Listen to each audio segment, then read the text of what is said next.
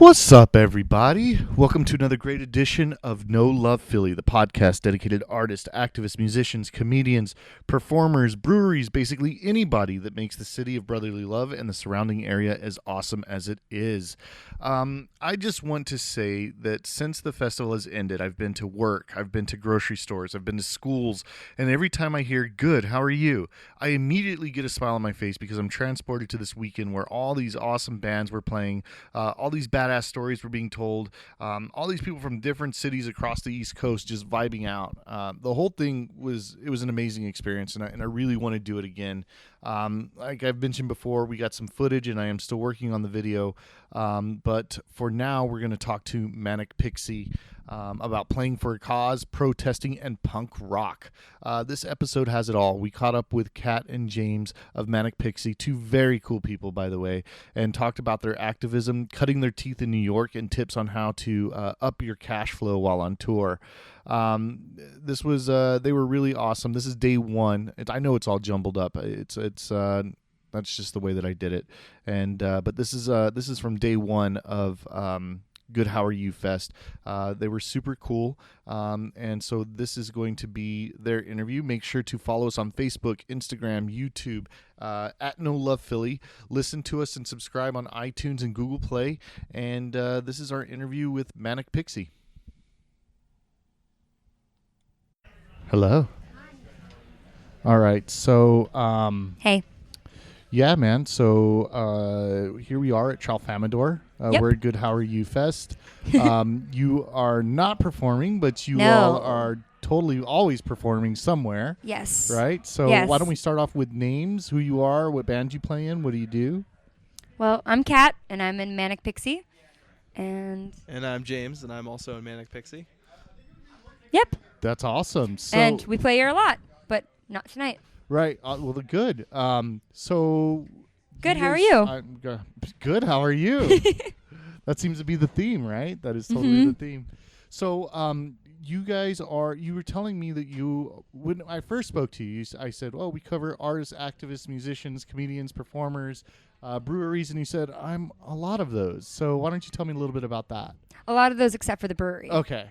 But we girl gotta can dream. Right. Yeah. I mean, Manic Pixie definitely dabbles in activism and social awareness. We often jump on the opportunity to play for a cause. We played at the Planned Parenthood Summit like a year ago, and that was an incredible experience, and like kind of any social issue that we can jump on where, there's a ton of bands and we're doing something really cool to raise money, we do it. So tell me about that. Tell me about some of the activism that you've participated in, or were you a part of any of the protests that happened recently? I was actually. Okay, tell me about that. So I protested for International Women's Day, and we played a benefit concert for International Women's Day at Underground Arts. So I was there, and I was in D.C. for the protests as well. I try to walk the walk as much as possible because I know that like playing shows, while it is helpful, it can be kind of this like microcosm of just that. And so I try to go to protests as well and make things known, make my voice heard. And I know the guys in Manic Pixie do whatever they can as well. So tell me a little bit about Manic Pixie. What's that about? Well, we are New York and Philly based. And we started in Boston. And we've been together for 5 years. Wow, that's a long time. It is a long time. I don't know, there's some longevity there. I mean, to be said to coming from Boston and To then New York. right? Exactly. To a bi-city band. So how does that work out? Having somebody from or having members split out through the region, or is that what this is, or can you explain a little bit more? So we are split out through the region. Our bassist, who's sitting right next to me, is moving to New York in like a month. Yep. So we're about to be just 2 cities, but for a bit we've been 3. And then actually our old band member is also coming back, and he lives in State College, Pennsylvania. So we're about to be 3 cities again. So how do you guys manage that? I mean, with practices, with how do you guys make stuff happen still? I mean, I would imagine that'd be very difficult.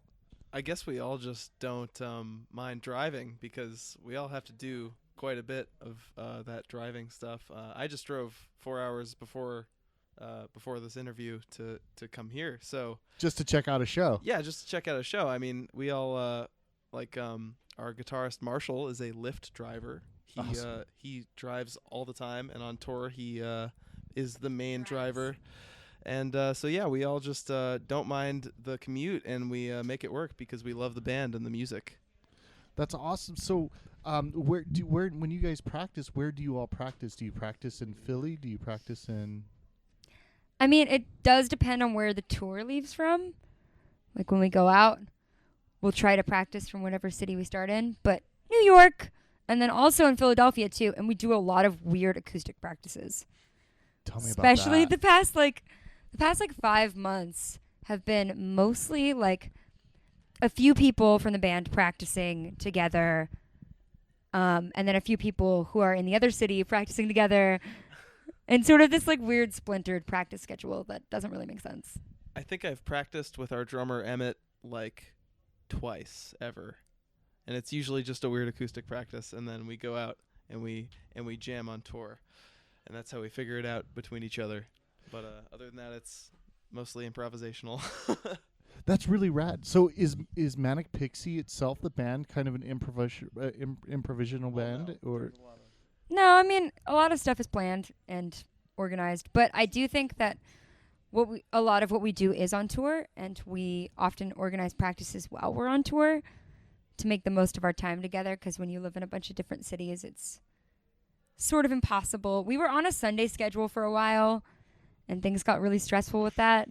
So now that we tour all the time, we'll book a room in whatever city we have a day off, and we'll iron things out and make sure shit is lit. That's awesome. Hey, so let me ask this: with you guys being in so many different places, does that at least have some advantages to it, to where it opens up doors for you in each different city for venues and things like that? Yes. That is correct. Yes. That is correct. I think that the fact that we're about to have a second member move to New York, but the fact that we have members in different cities does help. Plus, we sort of cut our teeth in New York, so having some members remain there is really good for the shows we still play there. And then having members live in Philly now and kind of be cutting our teeth here in Philly as well. And then when we go on the road, we can contact other cities that our members live in, or have lived in.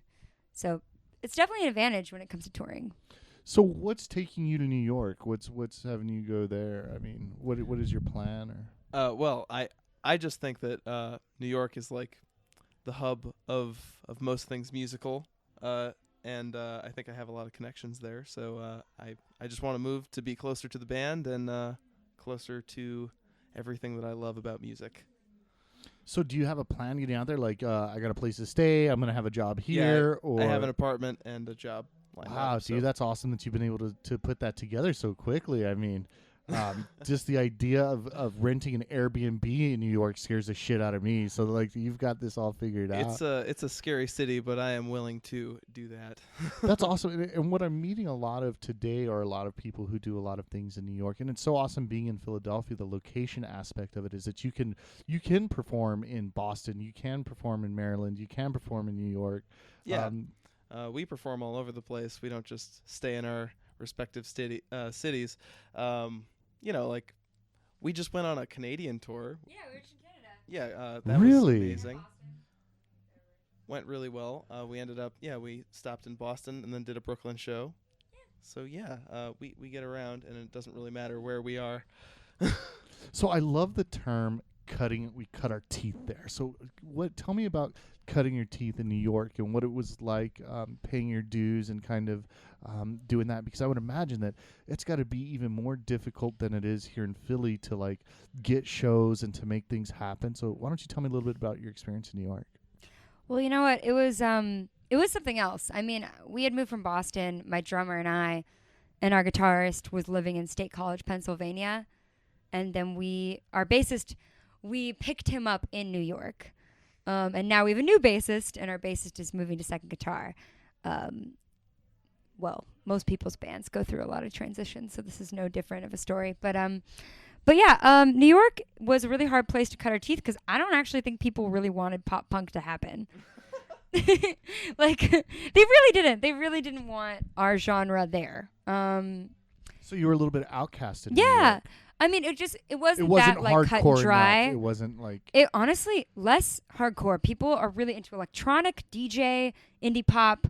Like people are moving away from punk rock. They're moving away from anything rough or it's kind of sad to see. You yeah, know what I and mean? like It's- there's an underground resurgence of like surf rock and basement rock that's happening. But if it's not that, then it's really got to be produced and electronic, and there's a lot of pre-production that goes into it, and that wasn't us. So it took, I mean, I was there for 2 years with the band, and we were doing our thing, and we built quite a fan base. But at the end of the day, I mean, everywhere on tour loved us so much more. So I think we keep with the same system of like coming back to New York occasionally, you know, every month, every 2 months, saying, hey, we still love you. We still want to play here if you want us. But then everywhere on tour just liked us more. And then I came to Philly and everyone liked us more here too. And I was like, well, fuck. so you just decided to stay here and like try In this to- house, yeah. That is so awesome. This very house. I lived right across the hall. I had just left Brooklyn and I had put all my stuff into storage. And the rest were kept at the band members' houses. And I lived in the room across the hall in the office on the pull-out couch. And every morning at 10 a.m., our roommate would go into work in the office. And so I would take the pull-out and fold it back up and go do my business. And that's what I did for like 5 months. So you guys are talking a lot about doing a lot of touring and things like that. And one of the things that I talk to bands with about a lot is kind of having that job flexibility. So how does that work for you? I mean, do you guys look for jobs that you can be like, oh yeah, fuck this, I'm out, or what? Yeah, the former. Okay, tell me a little bit. Well, I usually stick to jobs that aren't super committal. Like I'll paint houses or do freelance lessons to students, and that, I mean, if you do enough work at anything, eventually you get enough money to live. But you know, it definitely takes a lot of work outside of the band to keep the band financially viable. That's awesome, man. Yeah. But I mean that. And what about yourself? Are you? Is this all you do, or? God, I wish. That would be fucking great. No, actually, I work a ton of jobs. I cater waiter mostly, which is the worst. I hate it so much. I often Snapchat people how horrible it is because it is. And I hate dealing with people in cater waiter environments. But the money is good, and I don't have to tell them I need to take off. It's the other way around. And then otherwise, I teach vocal lessons. I do dog care and dog walks and sit and stuff. And then I have another job at the art museum on Fridays. So it's just kind of about versatility. Our drummer, he works at FIT in New York at the I have college. no idea what the hell that is. Fashion Institute of Technology. Okay, awesome. And he works in admissions. So he's the only one with a real job. But that has its setbacks. Yeah. And What then a our poser with guitarist the real drives job, right? for Uber and Lyft, and he teaches guitar lessons. So I think we all just do what we can and make it work. So what's the goal here? I mean, what do you want? What is it that you guys would like to see come from this? I mean, you guys have been doing it 5 years. What is it you want? What is it? I would really like for us to all be able to be paid for what we do. Hell yeah. And I would really like to play a stadium. Yeah, basically, I would say the exact same. Let's get rich. Let's get rich and play a stadium. That sounds like the goal for most musicians, right? Not that it would hinder me in doing this if that never happened, because I really do love it. Holy shit. Yeah, But it's great. it's the best. But yes, if I were to think about like goals, open for Green Day, get paid. That pop punk, right? Yeah. Because like at the end of the day, it would be awesome to be able to be paid for the thing that you're really, really good at. and that you love too, the thing that makes you happy and feel alive inside. That would be awesome. That is, and I think that that's something that a lot of people like search for all the time, and it's kind of like one of the things that I admire about musicians, and there's been so many that I've interviewed, is it's kind of like this is what I want to do, and everything else comes second, and I think that's a tough decision to make internally, to be able to say that this is it, man, and I don't care about the job, I don't care about X, Y, or Z. Have you guys found any difficulty in giving up that? I don't want to call it comfort, but stability in a regular job and doing that. Is there any? There's definitely a certain uneasiness that comes with being kind of against what is natural for an adult to do, like get a steady job, settle down, have a house. But no, we all really love what we do. We all play music because it's always what we've wanted to do, and we've never seen any other alternative. I'm in 2 bands, Bonsai Trees and Manic Pixie, and also, and like I. No matter what happens, I would play music with either of those projects because music is amazing, and why wouldn't you do it? It's like a beautiful art form. And how about yourself? Do you feel any? Is there any? Do your parents think you guys are batshit crazy doing what you're doing? Like, My parents have a little bit of wish fulfillment. So they actually feel the opposite. They're pretty supportive. I'm very lucky. I think that if they had lived in a different time with different expectations, they would have done something similar. Maybe not music, but they would have been freer. So they're always like, you crazy kid with your renegade lifestyle, and like, ho, ho, ho, and whatever you need, let us know. But yeah, I'm not sad that I had to give up normalcy for this. I guess I feel like personally, I feel like when you have that attitude, it all kind of works out in the end. You know what I mean? Whatever it is that you want to do. So maybe what if you don't play stadiums and open up for Green Day, but like in the end, like it's gonna be okay. I mean, we're all going down in a box anyway. You know what I mean? So like, Agreed. right? So like, Water slide into a wood chipper. ooh, that one, that's one way to go. That's a Manic Pixie saying right there on record. So yeah, tell me a little bit about that saying. I wanna delve into that. That is the Manic Pixie equivalent of we're all going into a box anyways. All right. So if anything happens where it feels like void of real purpose, then it's water slide into a wood chipper. That's life.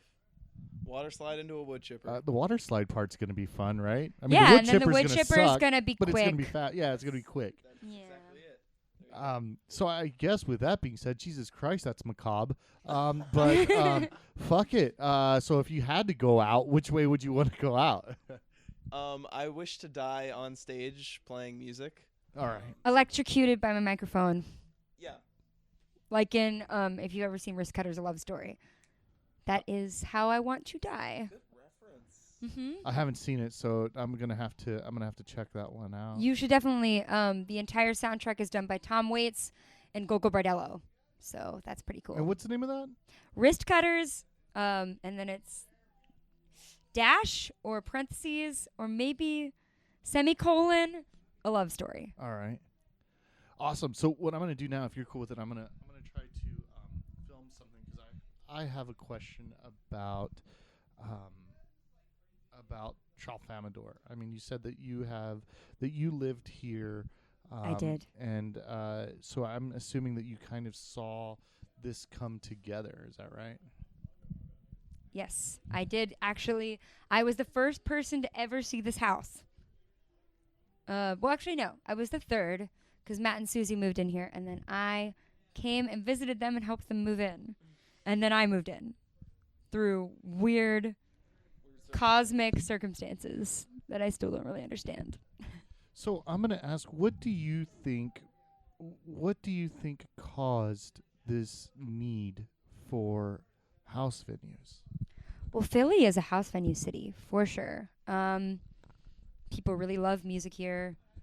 They love seeing it. They love playing it. They love supporting it. And they love, like, elevating a DIY scene. And so Matt was really just creating a space for something that was already coming up. And they just needed more spaces. They just needed more shows, more house venues. That was it, because everyone wanted it. Everyone wants to come out, you know? Why do you think that is? Why do you think that want is there? What is that? Why would you want to play at a house show versus playing at a venue that what is it? There's just a different kind of energy at a house show. Okay, so at a venue it feels very like okay, so we're on this stage and we're these big musicians and we're doing this musician thing. But at a house show it's just like, all right, man, it's you and me. We're looking at each other in our face and we're on the same platform, which is the floor in this cramped basement, and we're just going to play this show, and everyone goes nuts every time, and I can't explain it, but yeah, that's the difference basically. So what do you think, what were some of the major challenges that Tralfamadore faced getting started? Honestly, Maddie just getting the place set up. Like, it's all Matt. He set up the basement. He set up the back line. He put in the speakers. He set up the PA system. Like, getting the place set up. Once it was set up and there was a place for people to be, people came. Like, I remember the first show at Tralf. I remember the second and third. I don't remember the fourth, but I was very drunk. It was a good show. I had my birthday party here. So, yeah, there's been a lot of shows here. And I think that the thing is once the space was ready for shows, the shows came. Bands came calling. People came. All a testament to Maddie just setting up the space and making it a place where people wanted to come. So what do you think is what do you think makes a successful house venue? I think just like answering the need in a city for a house venue. Yeah, I mean, more or less, the goal of a house venue is just to replace where, like, a regular venue should be. People make house venues because they can't afford to start their own real venue. So, you know, like, if you have a PA and a bunch of people who love music, then you have yourself a good show. It doesn't matter where it is, you know. Do you think house venues will ever die? Do you think that's ever going to, that they're going away? No matter where music goes, I mean, it seems like people will always want to have parties, and so why wouldn't they just have like a huge party with bands? Like that seems like the logical route, you know? Awesome. So what about New York? Does New York have a lot of house shows as well, or is this some? Because this is new to me, but do you see more house shows going on in New York or Philly? Or? There are no house shows in New York. What? Are you serious? Not in New York City or Brooklyn. There are house shows outside of New York, like in upstate. Yeah, upstate New York. Or in New Jersey. Tons, a million. But no, when I lived there, I think it's honestly there aren't houses to have house shows in, because who can afford to rent a house? It's just apartments, and no one has house shows in their apartments. I know one thing. My friend Evan Nachumson, he does something called the Candle Room in Brooklyn, and he does acoustic shows in his apartment. But that is the only thing I know of. It is extremely difficult not only to have a DIY venue that can survive New York, but for anyone to be able to afford to have a house in New York enough to have a venue. It's a logical fallacy that doesn't exist, really. So Philly's really fortunate to kind of be in a position where it's inexpensive to live. The people are pretty down with, I mean, like neighbors and et cetera are like understanding of this sort of thing. And the other thing that's really awesome is that like it's a city that's known for shutting down streets so that people can have their block parties or whatever it is. Yes, absolutely. I mean, you're in theory supposed to have a permit or whatever it is, but it kind of, even if you don't have it, it's just kind of looked the other way. You know what I mean? People don't mess around with that too much. When you get out to Jersey, you say you still see. I interviewed a dude from Jersey not too long ago, and he says that there's house shows there. What you think it's strictly a rent factor? Yeah, it's really rent. It's really like, can you get a house? It's that simple. Philly, like this entire house, I know how much this house costs, and this house costs the same amount of money as a studio apartment in Brooklyn. Absolutely. Wow. Jesus.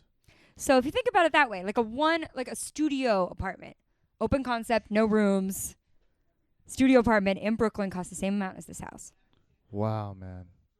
So if you think about that, like, how could you ever have a house show in New York? So, dude, how are you going to exist over there? Oh, I mean, well, I'll just come here for house shows. It's not that far. It's like an hour and a half, 2 hours, not even. Yeah, but I mean, literally living. Like, how are you going to? I mean, it is heavy, dude. But I'm curious.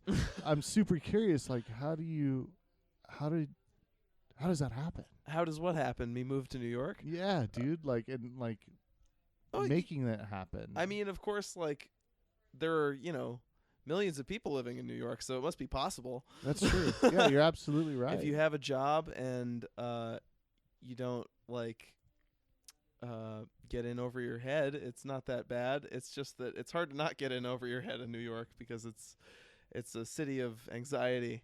And yeah, that's what I'll have to avoid. But yeah, no, as long as I can pay the rent, should be fine. I would think there'd be some kind of thrill with that too, though. Facing that anxiety, facing that fear. Oh, Like absolutely. knowing, it makes you a stronger person to have to fight through that on a regular basis. That's awesome, man. I mean, I really got to give you props for that because I mean, I like you say, yes, okay, there's millions of people that are doing that and that have done that, but that's still such a big that's such a big transition and such a huge risk, and it takes some serious guts to be like, all right, I'm gonna do this. I love this band, and I will do whatever I can for it. And so then I was saying, and then you guys closer. as a band too, just being like everybody's so separated, so far away, but you guys are still this cohesive unit. We're all very close. So how do you all get to plan your? Everybody's got this different life in this different place in New York and Philly and in Boston. How do you guys come together to plan these tours?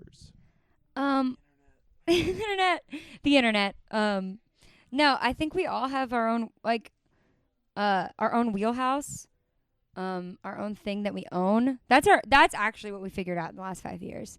Is that everyone has something they're really good at, and they stick to what they're really good at and focus on that. And we all own a thing. What's your thing? I book everything. Okay, that's my thing. Me and our now second guitarist Drew book everything, and we stay in that corner, and we don't often go in other corners, because to be honest, if you try to take on everything all at once, it's just too much work. So it seems to be kind of like a know your role and stay in your lane kind of deal. It is. It sounds really unpunk rock, but for things to function, yeah, you kind of got to stay in your lane, because when you try to get in everybody's lane trying to help, it actually causes more harm than good, because if you don't know what you're doing, it takes twice as long to do the same task. So our drummer Emmett, he's in charge of everything recording. So when we do albums, when we do EPs, he's in charge of everything. He liaises with whatever engineers and mastering needs to happen. He works at studio time. That's his thing. And we don't touch it, because we know he does that better. And when you're a band that lives in a bunch of different cities and has constant moving parts and crazy schedules, you just own a thing, make that your thing, and do the best at that thing. So when speaking about recording and things like that, you guys have a 5-year longevity so far in a 5-year career. How many albums have you all released thus far? We've released 2. Cool. Full-length EPs? 2 full-length records. And we're about to come out with an EP. And it's really cool. And I can't tell you too much, but it's really, really friggin' different. And we're coming out with a single next week that's a cover, and it's going to be free download, and everyone can just have it. Cool. Yeah, it's just yours. You just have it. So talking about that for a minute, doing the free download, I mean, you guys, now I'm carrying around today, quite honestly, CDs with interviews that I've done and just kind of handing them out. and they're so vintage, I almost want to say, like they're not, nobody owns a CD player anymore, hardly. And so are you guys pressing albums, or is it all digital? What? We have physical CDs. We didn't print that many. No, they're really not. I can honestly say that 100, 200 CDs lasted about a year of Ironheart. Did you sell out of all of them? Yeah. Congratulations. Thank you. But I mean, really, people bought them online. Like, it was just, and also we're on Spotify. So I find that what mostly happens with Manic Pixie is people listen to the albums on Spotify and buy concert tickets. Wow, dude. That's awesome. So the physical CDs really don't happen. It's the nostalgia kind of. Honestly, I really wish we could do vinyl. I've been like complaining about it for a while. Is it expensive to do vinyl? Yes. It's so expensive and it's so many copies to commit to, and I really want to be able to say, yeah, we can sell that many, but like mostly on tour, people go to the Spotify, they listen to what they like. They buy a ticket for the show. People buy more t-shirts than they do CDs. So I sit there and I go, how can I commit to that, you know? So one of the things that I talk to bands about is that they have a hard to what I've been told, and the reason that these house venues are so important is because these bands are not getting paid for their performances at the bars here locally. Yeah, not at all, really. Nope. So you guys have encountered that as well. Yes, quite a bit. Although on tour we get paid actually okay. So that's so that's the other thing I was going to ask. Is it easier to sustain yourself out on the road? Are you getting those paid gigs, and how are you making it from town to town or place to place? And It breaks even. Pretty much. It breaks even. Yeah. I mean, locally we get paid some, but like I actually think we get better paid on the road, but the road costs more money, so you end up just like breaking even. I don't know, if you did it for the money, your life would suck. Yeah. You would be very sad. And so when you guys go on tour, are you guys sleeping in vans, couches, are you hotels, are you? You know what? This last tour we slept pretty well. Yeah, we had a really nice place to stay every night this last tour, and actually, like, every band after each show was like, yeah, you take all the money, man. Like, Yeah, you guys were crazy. great. Like, I'm so sorry that you're so far away from your homes. And we were just like, oh, well, okay, we'll take the money. Sure. Thanks. And we'll have the nice place to sleep and shower every night. Like, that was ridiculous. So crazy. So sometimes you get lucky, but most of the time you don't. Yeah, I would say that most Manic Pixie tours, we end up sleeping on floors and couches. But this past one was so good that it was so lucky, and it was his first tour with us. And I was like, don't get used to it. Don't do it. Because it is usually a lot more rough around the edges. What were some of the lucky things that happened to you on that tour? God, everyone's so nice every gig. Where did you all play? Was this the Canada tour? Yeah. Okay, that makes a lot of Canadians, sense. oh my Yeah, God, Canadians are Canadians. so lovely. Canadians are just the most lovely people. They're just so genuine, and like they mean every compliment, and it's just great people. Always. They're like, amazing. they offer anything they have to you. They're like, "Oh my God, you're on tour? Like that must be awful. Let me fix that for you." Yeah, this tour was unbelievable. It didn't matter how many people we played to. Like every night, I felt like we were treated so well, and that's not the case always. When we go down to the south, because we do that fairly often, we're sleeping on floors. We're very sweaty. A couple of us are in the van. We get paid like $50, and maybe we cry a little bit, but ultimately it's worth it. So what about $50? Gee, I had a hard time swallowing that. Like that.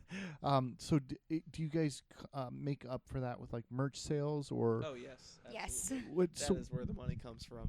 So what other advice or tour hacks do you have that might be able to help another band have a successful tour? I guess two things come to mind. One is make a lot of friends, because most of the people we stay with are friends who we made on other tours, like our Uncle Rob in Toronto, who's the best. We made him as a friend on a tour, and now he's our place in Toronto. So, yeah, make a lot of friggin' friends.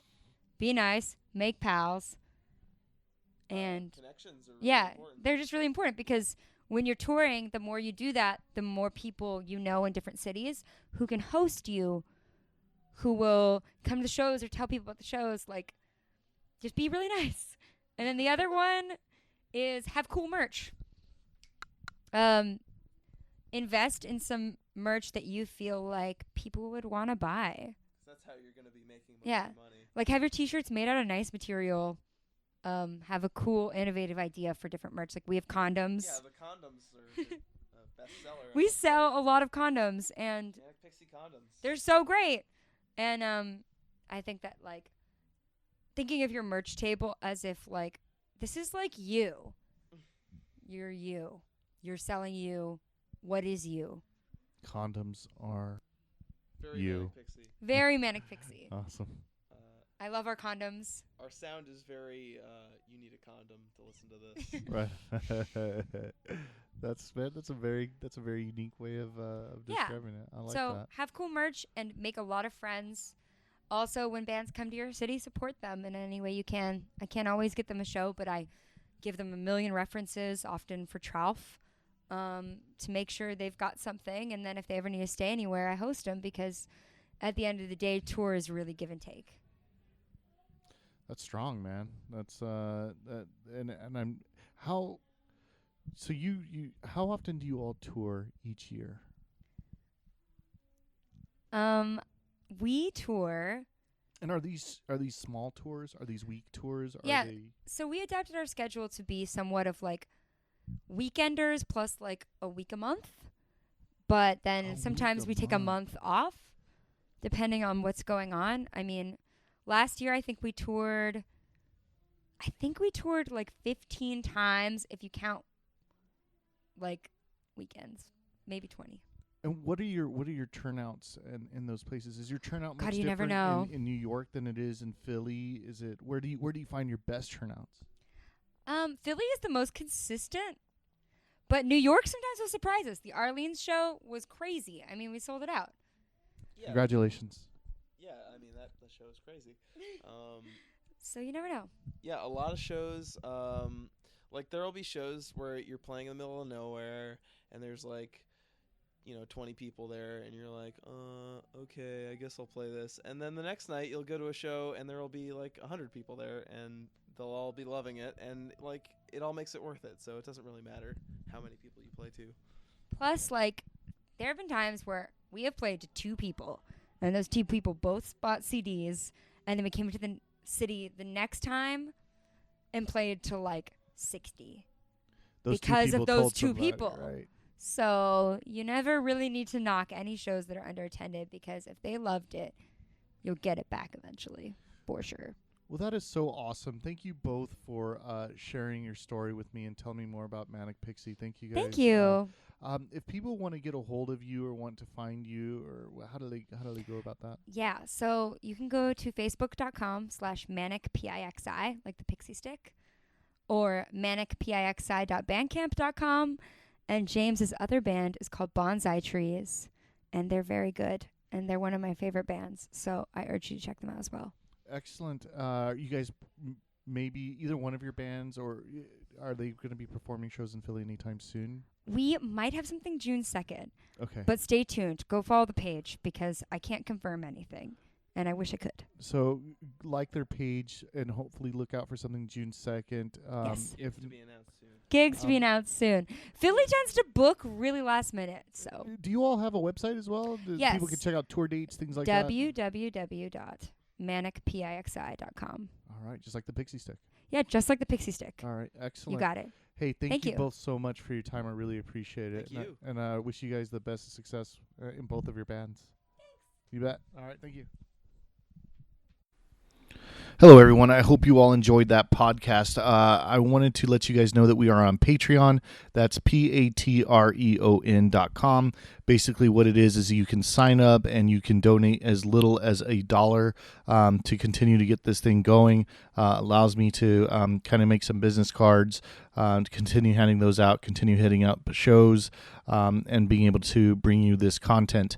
You can donate as little as $1. I have things going on where you can get a sticker, a shirt, an advertisement if you wanted me to do one of those for you. But check us out on Patreon. That's patreon.com/No Love Philly. And sign up with us today. You can get exclusive content, stickers, shirts, even advertisements if you want them. But hit us up and see us there. Thank you.